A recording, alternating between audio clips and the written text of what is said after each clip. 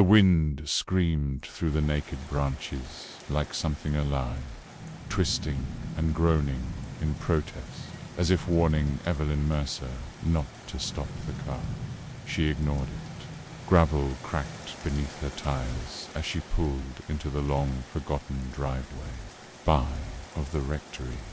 Leaves swirled in little devilish spirals across the hood, and the sky was the color of rotting parchment, sickly, gray, and endless. The house stood at the edge of the forest like it had been waiting, tall, narrow, weathered by time and grief. The wooden cross above the arched doorway had long since fallen, leaving a gash in the frame where it had once been nailed. Moss crept along the stone steps, and a rusted lantern swayed gently from a bent iron hook, creaking softly in rhythm with the wind. Evelyn sat behind the wheel for a long moment. She didn't look at the house. Not yet. Her fingers tapped the steering wheel, methodical and unsure. A psychologist by training, a cynic by experience. She had never been one for omens or signs. But this place was loud with silence, louder than the city she'd fled, louder than the accusations, louder than the boy's voice that still echoed. In her dreams, toward she shut off the engine. Inside, the air was colder than outside. Not the crisp kind of autumn cold. This was deeper, ancient. The floor groaned under her. Boots as she stepped into the foyer. Her breath clouded instantly, like something exhaled through her. Wallpaper peeled in long strips from the walls, revealing scabbed plaster beneath.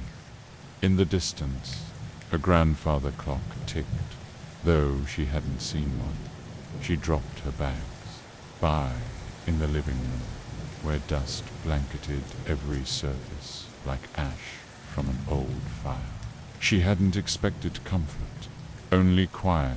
Her new landlord, a brittle woman named Mrs. Harmon, had said the place had been abandoned for years after the last priest vanished. She hadn't said why. Evelyn didn't ask. She didn't believe in ghosts. She believed in trauma, in memory, in guilt. Still, something felt occupied. She made tea and found herself staring into the hallway longer than she meant to. Something about the dark rectangle at the end of it, the cellar door, pulled at her. It wasn't curiosity, it was pressure, like standing too close to the edge of a tall building and feeling the wind urge you forward. She turned on all the lights. That night, Evelyn dreamed of water, deep, black, and still. She was sinking slowly. Hands brushed her ankles, not grabbing, guiding. Whispering voices rose like bubbles from below, too low to understand, too many to count. And one voice, louder than the rest, called her name. She woke with a gasp. The house was dark. The power was out. The silence was absolute, except for ticking, the clock again. She followed the sound down the hallway with a flashlight. It led to the cellar door. Of course. She paused there, breathing shallow. The handle was ice cold, and it moved when she touched it. Not as if it was unlocked, as if it was eager. She opened it. The air smelled like wet stone and rust. She descended. The cellar was deeper than it should have been. The beam from her flashlight shook slightly in her hand, illuminating shelves of rotted books, stacks of broken chairs, and behind a sheet of plastic, something large and rectangular, She pulled the sheet aside. It was a desk, old, heavy, and deeply scarred, with knife marks and candle burns. On it lay a leather-bound book, warped with moisture, its cover burned at the corners. She opened it. A name was scrawled on the first page, ink barely legible beneath smears of ash and something darker. Father D. Albright, 1973. God help me. The pages that followed were filled with frenzied writing, Latin phrases, ritual diagrams, descriptions of a girl, 16, possessed, violent eyes rolled back, skin crawling with words that appeared overnight. The final entry was half finished. I was wrong. It wasn't her. It was this place. It feeds. It watches. I cannot. The page was torn. Evelyn stared at the book for a long time. Her breath came fast. Not from fear.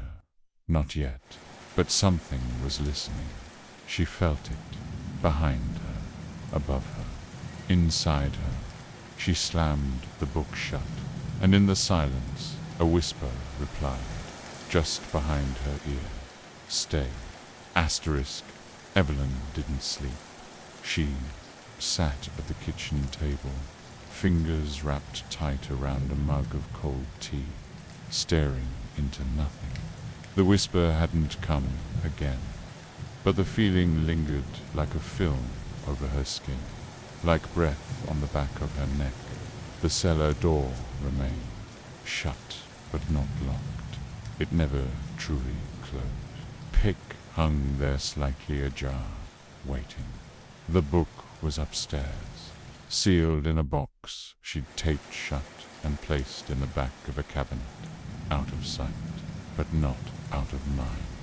When dawn came, the light through the windows was grey and shapeless. She tried, the power still out. Her phone had no signal, not even a flicker, no internet, no messages. The landline, crusted in dust, buzzed with static when lifted from its cradle. It was as if the house had slipped sideways from the world.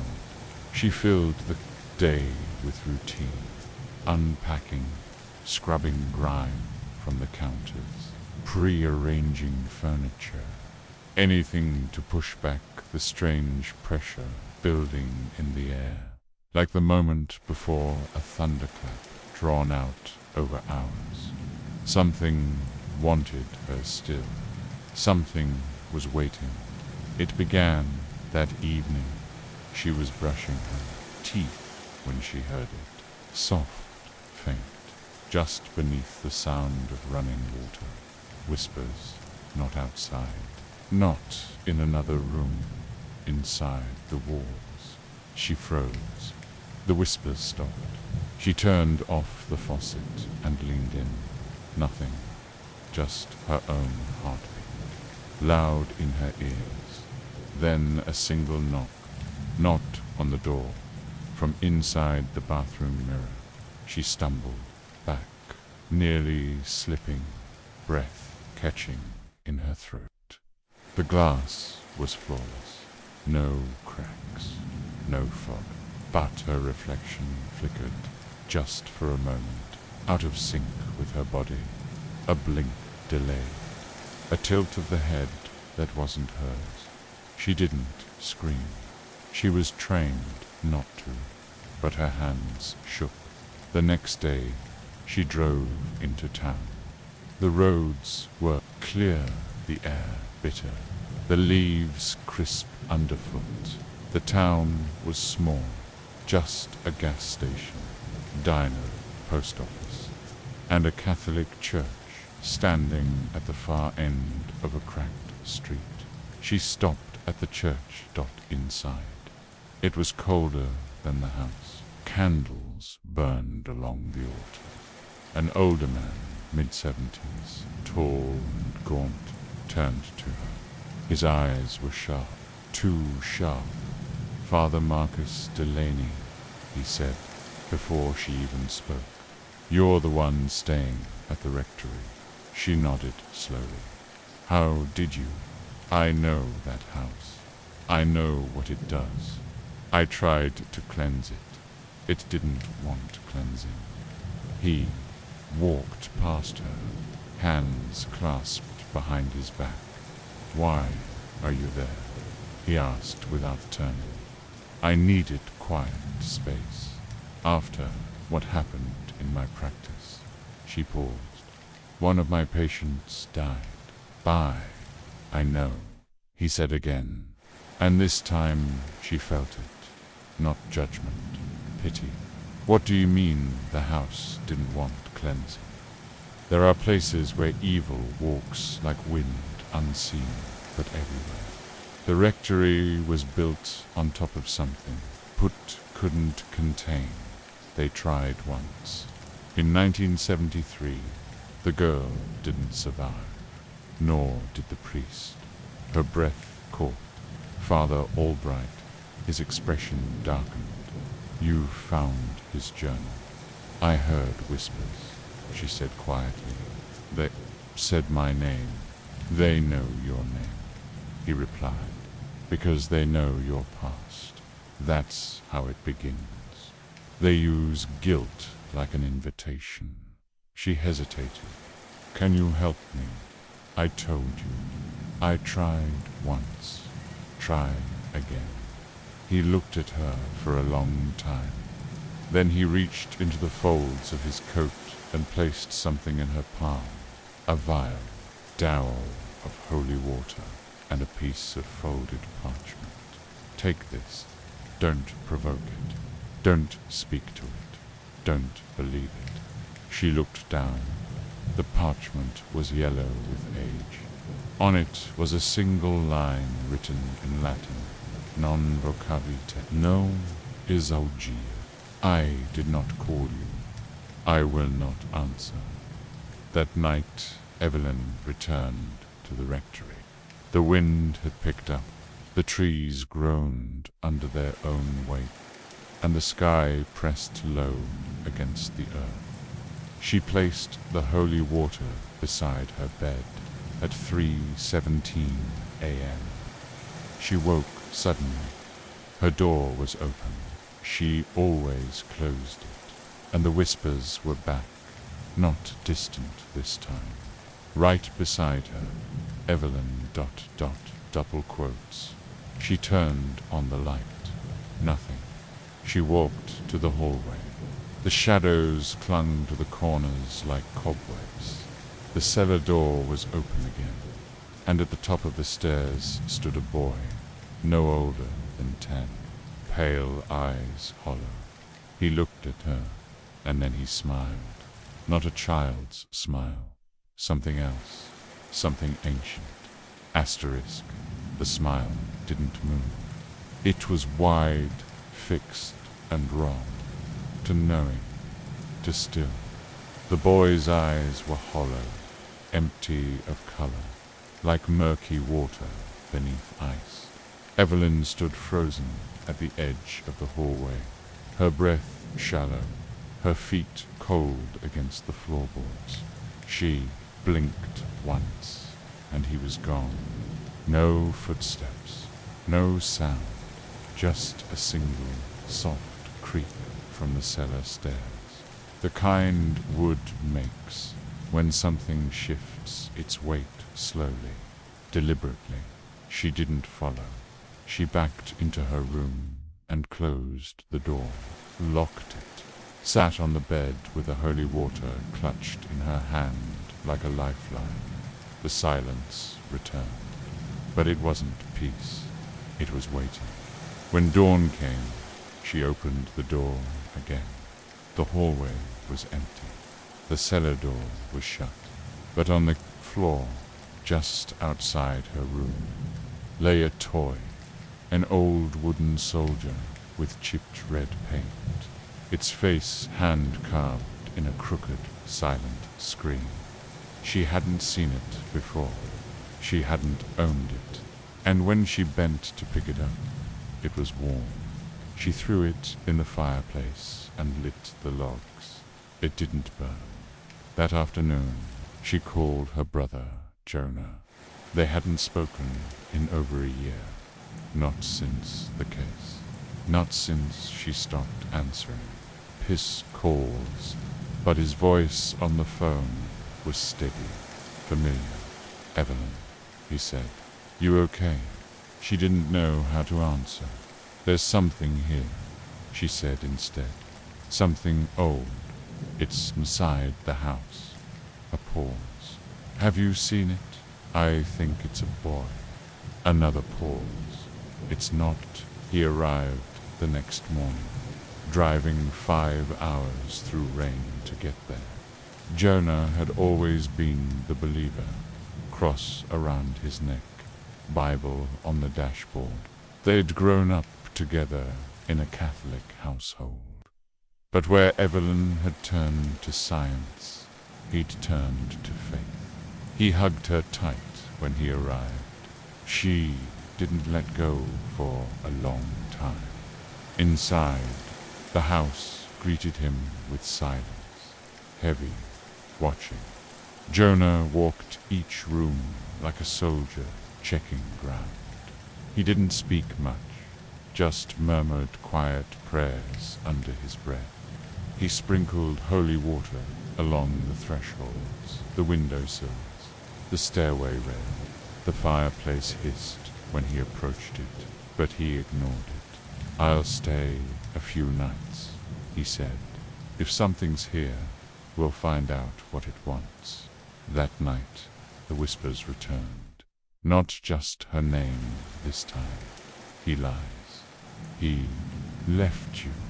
He couldn't save them either. The voices echoed from the corners of the room, layered and soft, like a choir underwater. Evelyn clutched her knees to her chest, staring at the door. Then footsteps outside, pacing, slow. Heavy. A knock. She opened it. Jonah stood there, pale, eyes wide. "I saw it," he whispered. "In my room. It looked like Dad. There. Father had died 12 years ago. Alone. In pain. Evelyn had refused to visit. Jonah never forgave her. "I thought it was a dream," he said, voice shaking. But it wasn't. He reached into his pocket and pulled out the soldier it had. Returned no soot, no burn marks, just that same screaming face.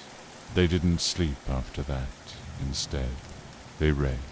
They dug deeper into Father Albright's journal, page after page filled with desperate warnings, ritual symbols, names scratched out with trembling hands. The priest had tried to bind the entity, not expel it, not destroy it, just contain it beneath the house, using the girl's body as a vessel. It didn't work. The entity remained, and now it wanted another host. One with guilt, one with knowledge, one who listened. Evelyn closed the book. Jonah placed a hand on her shoulder. "We have to end this." That night, they opened the cellar door together. The stairs creaked with every step. Below, the air was still, too still, as if the walls were holding their breath. They followed the narrow hallway into the back of the basement, where old stone gave way to something older. Earth, clay, foundations carved into the land itself.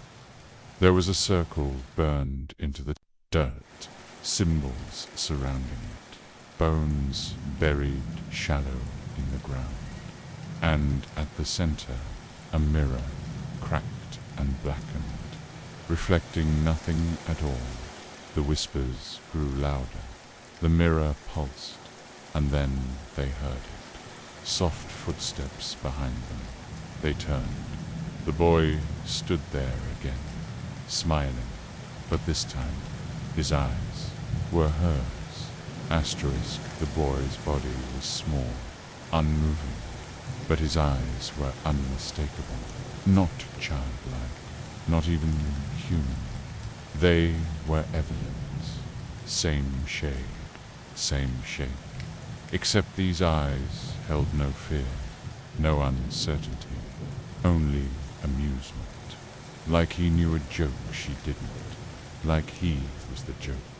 Evelyn stepped back instinctively. Jonah moved, in front of her, raising his hand. In the name of the Father, the boy blinked. The mirror behind them shattered inward, soundless, like a breath being held too long and suddenly released. But the pieces didn't fall. They floated, suspended, in the air, each shard catching fragments of reflection. Evelyn, Jonah, the seller, the boy, but in the glass. None of them looked right. Her reflection grinned when she didn't. Jonah's mouth moved, whispering something he hadn't said. And in one of the fragments, the boy grew taller, older, transforming into something skeletal and winged, shrouded in shadow, with a face twisted in delight. The symbols on the floor flared a dull red dot, and then the boy spoke with her voice. You invited me, Jonah, through the holy water. It hissed on contact, not at the boy, but on the air itself. Steam rose, thick and oily. The boy didn't flinch. He laughed, a wet, gurgling sound that wasn't his own. Evelyn grabbed Jonah's arm. It's the mirror. Don't look at it. But Jonah was already staring, and in that moment, something pulled. Later, she wouldn't remember clearly what happened next. Only sensations, screams that weren't human. Cold wind from nowhere, a deep rumble, like rocks cracking beneath the ground.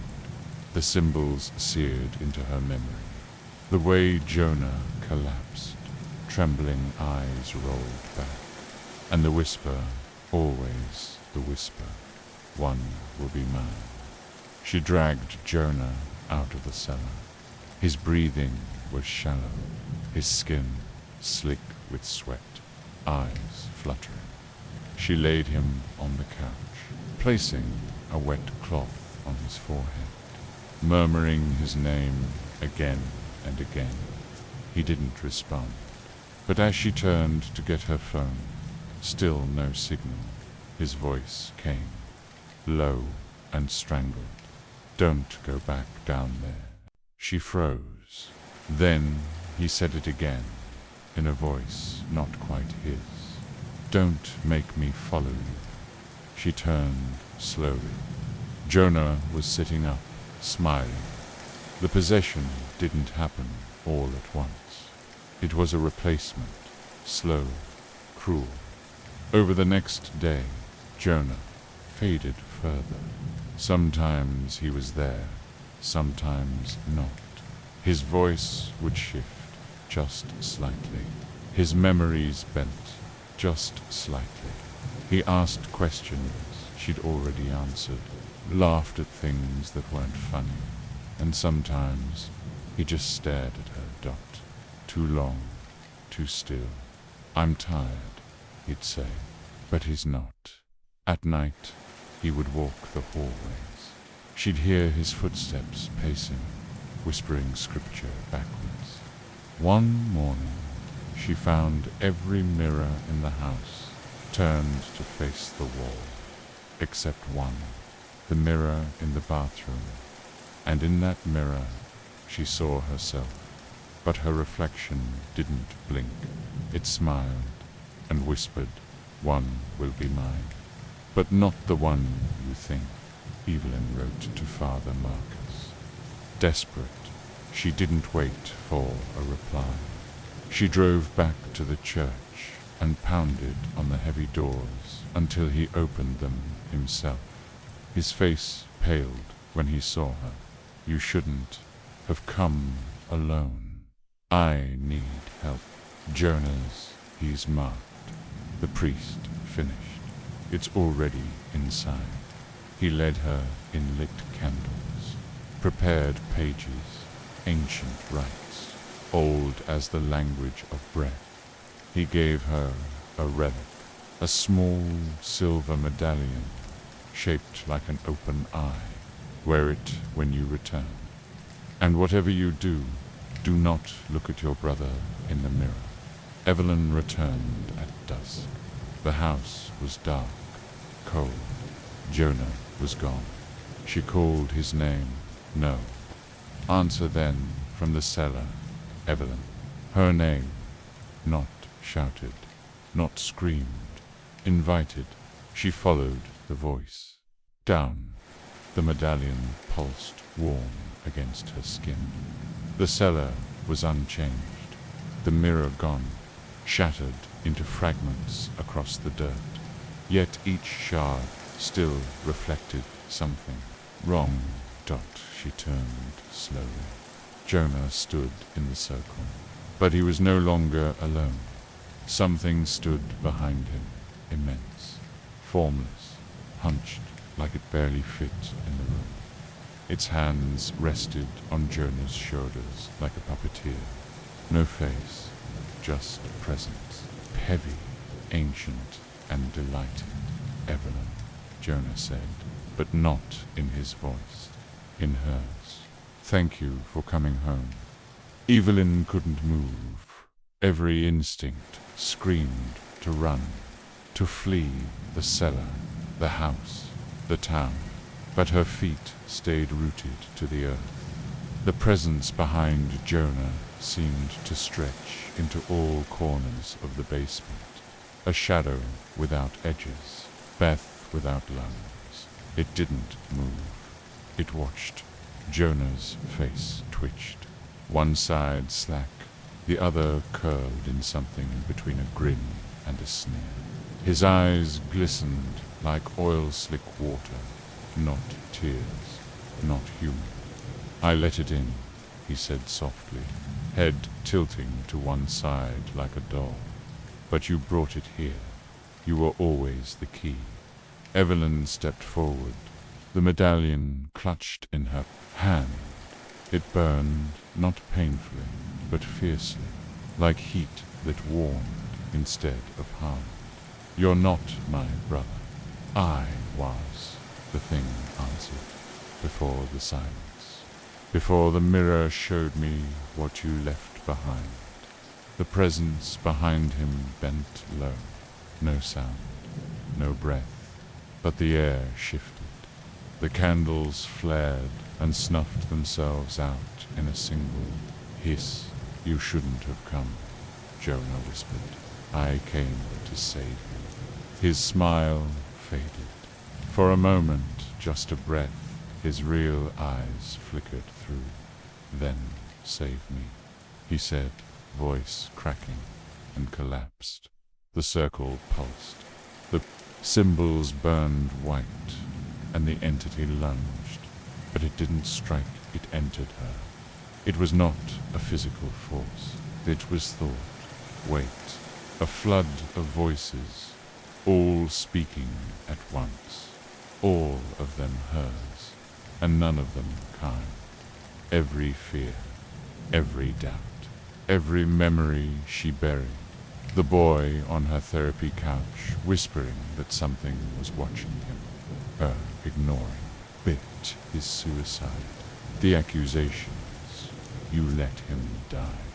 You wanted silence more than truth. You invited me. She fell to her knees. Her hands dug into the dirt. The cellar warped, her vision twisting sideways, lights spinning behind her eyes. The walls bled shadows. The floor breathed, and in the blackness of her mind, Something stood in front of her, tall, genderless, robed in flame that cast no light. Its face was hers. Its voice was hers. "You are already mine." She reached for the medallion. It screamed when she touched it. Not her. It the presence recoiled. The voices split. One of them, Jonah's, shouted from somewhere far away. "Underwater, fight it."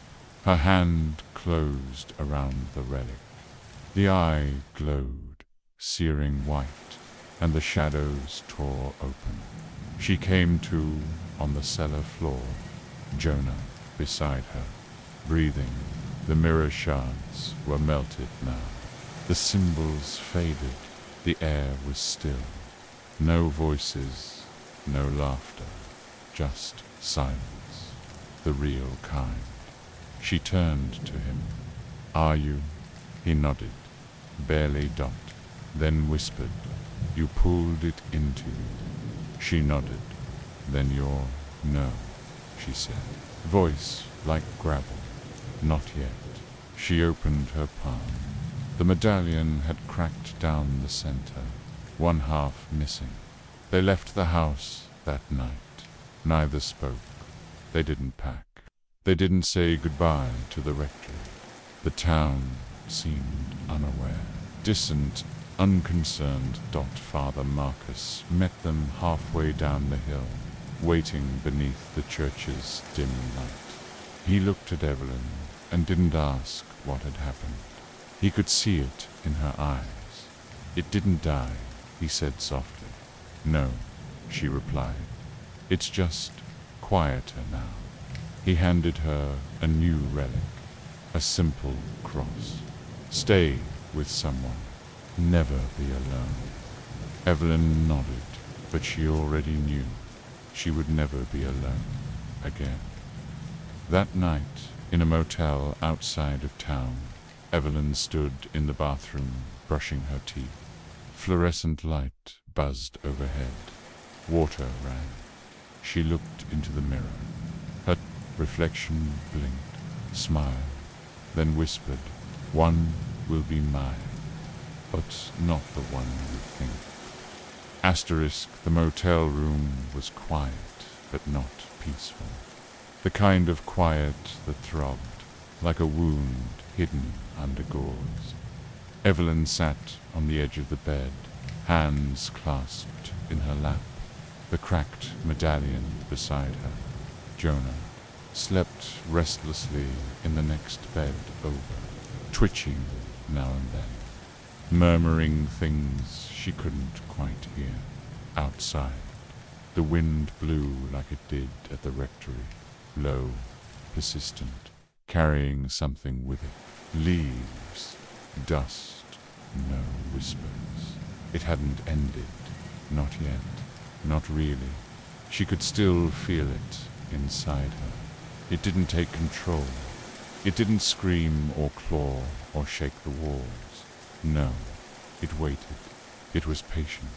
And now that it had a place to rest, purr, it didn't need to burn anymore. It only needed time. Evelyn stood, walked to the bathroom. The mirror was covered with a towel. She hadn't looked since they arrived. She pulled the towel down. Her reflection smiled. Before she did. She didn't flinch. "Why me?" she asked quietly, and her own voice answered from inside the glass. "Because you understand." The next morning, she made a decision. Jonah tried to stop her. "No," he said. "You're not going back there. I have to." He stood in front of the door. "You saw what it did to me. You saw what it is. It doesn't want to leave. It needs someone to carry it. I am carrying it," she said. "And I'm not going to let it spread. Not to you. Not to anyone else."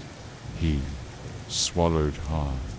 His eyes shone with something deeper than fear.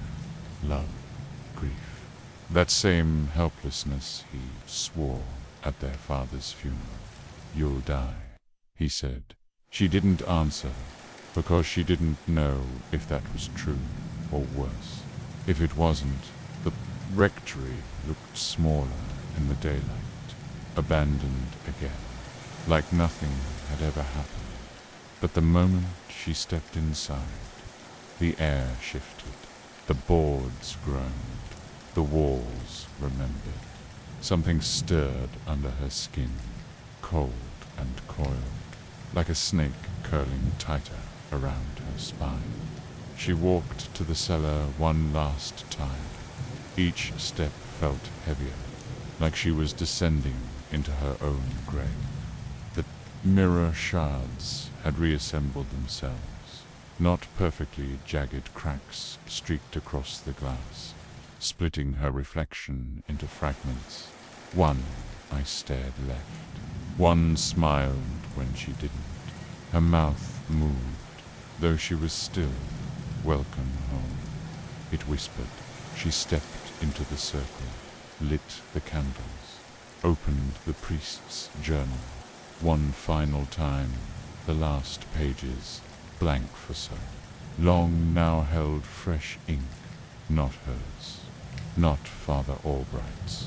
Someone else, something else. The ritual was written clearly. Latin phrases, sacred geometry, blood required. Intention clear, bind the entity, bury it within. You can't undo it, the mirror warned. "I'm not trying to," she whispered. She began the rite. Each word spoken was awake. The shadows trembled. Dust rose from the cracks in the floor. Her nose bled, slow and steady, onto the page. The candles flickered blue. Her voice grew hoarse. "Hostia, voluntaria in tenebris, ligator, the willing host. Be bound in dark." The mirror shattered again, but this time it shrieked, not glass. A soul. The ground shook. Wind screamed up from beneath the foundation, carrying the stench of rot and old fire. The walls bent inward, not collapsing, leaning, as if pulled toward her. The presence surged inside her. Clawed, pushed, but she did not yield. She kept reading, kept bleeding. And when she spoke the final word, the light inside the cellar died. Evelyn woke 3 days later, in a hospital bed. Jonah sat beside her. His hand gripped hers, like it would float away if he let go. "You made it," he said. Her voice was barely a whisper. "Did I?" He nodded, but he didn't smile, because her eyes, just for a moment, flickered with something else, and she felt it too. It was quiet now, sleeping, but still, there bound, not gone, never gone. Weeks later, Evelyn walked into a church, not hers, not Jonah's, a stranger's. She lit a candle, KNELED, and whispered one word under her breath, "Wait." The flame sputtered, then rose tall and still. The end. For now.